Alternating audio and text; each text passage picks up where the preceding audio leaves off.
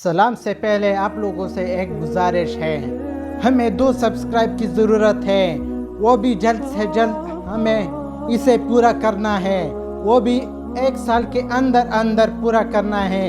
आप लोगों की मदद की वजह से हम भी सब्सक्राइब पूरा करेंगे इंशाअल्लाह। हमें बहुत खुशी है कि आप लोग हमें सुनते हो और हमें पसंद करते हो।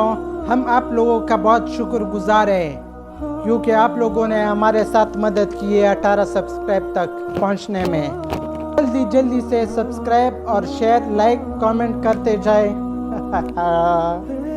अस्सलाम वालेकुम, मैं हूँ इब्राहिम खान अफरीदी। आप लोग देख रहे हैं अफरीदी कहानी स्टार। सिंड्रेला यूरोप के एक मुल्क में एक बहुत ही खूबसूरत और खुश अखलाक लड़की रहती थी जिसका नाम सिंड्रेला था। सिंड्रेला की माँ मर गई तो इसकी बाप ने दूसरी शादी कर ली। सिंड्रेला की सौतेली माँ की 2 बेटियां थीं जो बदसूरत और बदमिजाज थीं। जब सिंड्रेला बड़ी हुई तो इसका बाप मर गया। अब सौतेली माँ ने सिंड्रेला पर जुल्म करना शुरू कर दिया। घर का तमाम काम सिंड्रेला ही करती थी और दोनों बदमिजाज बहनों का हर काम भी सिंड्रेला ही को करना पड़ता। इसकी ये बहनें हर वक्त इस पर हुक्म चलाती रहती थी।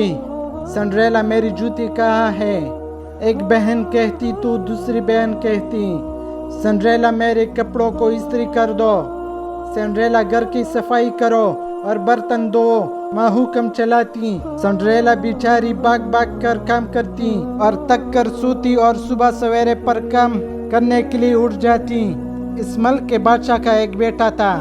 जब वो जवान हुआ तो बादशाह ने सोचा कि शहजादे की सालगिरह पर मुल्क की तमाम जवान लड़कियों को दावत दी जाए। हो सकता है इनमें से शहजादे को कोई लड़की पसंद आ जाए तो शहजादे की इससे शादी कर देंगे। शहजादे की सालगिरह का दावतनामा सिंड्रेला के घर भी आया। सिंड्रेला की बड़ी बहन ने कहा सिंड्रेला मेरे कपड़े जल्दी से इस्त्री कर दो क्योंकि मुझे शहजादे की सालगिरह में जाना है, महल से दावतनामा आया है। दूसरी बहन बोली मेरी जूती अच्छी तरह पॉलिश करना, मुझे भी शहजादे की सालगिरह में जाना है। सिंड्रेला खुश होते हुए बोली मैं भी आप लोगों के साथ दावत में चलूंगी, सच बड़ा मजा आएगा वहाँ। माँ ने चिल्लाकर कहा मजे की बच्ची, तुम्हारे पास अच्छे कपड़े कहाँ हैं जो दावत में जाने का शौक हो रहा है? क्या वहाँ जाकर हमें जलील करवाने का इरादा है? सिंड्रेला ने ये सुना तो वो बहुत उदास हो गई। इसकी किस्मत में तो काम करना ही लिखा था, दावत में जाना का लिखा था।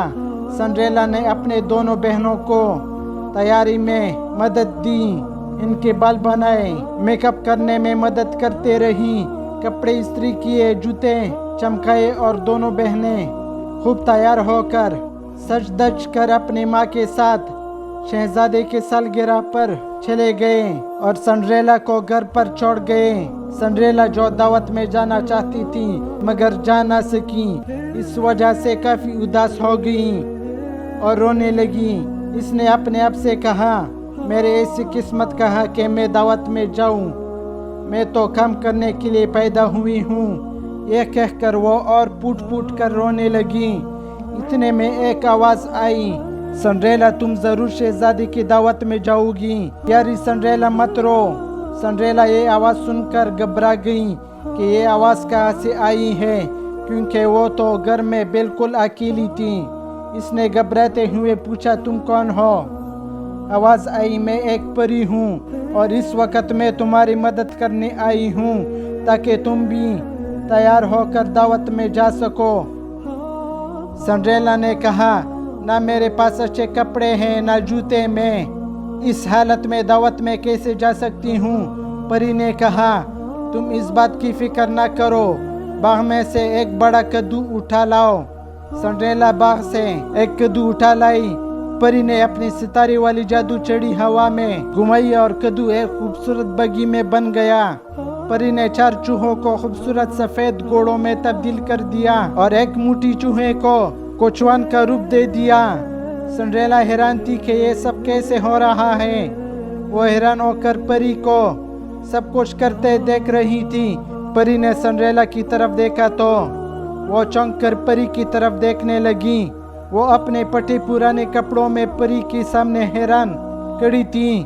परी ने अपने सितारे वाली चढ़ी हवा में घुमाई और सिंड्रेला का फटा पुराना लिबास बहुत ही खूबसूरत और जगमगाता लिबास बन गया।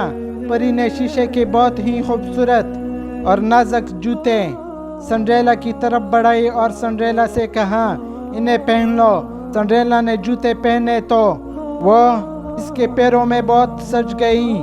अब तो सिंड्रेला एक बहुत ही खूबसूरत शहजादी लग रही थी। परी ने सिंड्रेला से कहा, अब तुम बग्गी में बैठकर शहजादी की दावत में चली जाओ, लेकिन एक बात ज़रूर याद रखना कि 12 बजे से पहले आ जाना, क्योंकि 12 बजे ये सारी चीज़ें अपनी असली हालत में आ जाएंगी और तुम्हारे कपड़े भी पहले जैसे हो जाएंगी। सिंड्रेला ने कहा, मैं आपकी बात याद रखूंगी। इसने नेक परी का बहुत शुक्रिया अदा किया और बग्गी में बैठकर महल की तरफ चल पड़ी।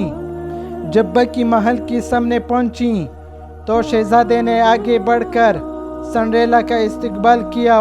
वो समझा कि इसकी सालगिरह में कोई शहजादी आई है। तमाम लोग सिंड्रेला की खूबसूरती और कीमती लिबास को देखकर हैरान रह गए। इसके बहनों ने आपस में इसके हुस्न की मुतालिक बात की।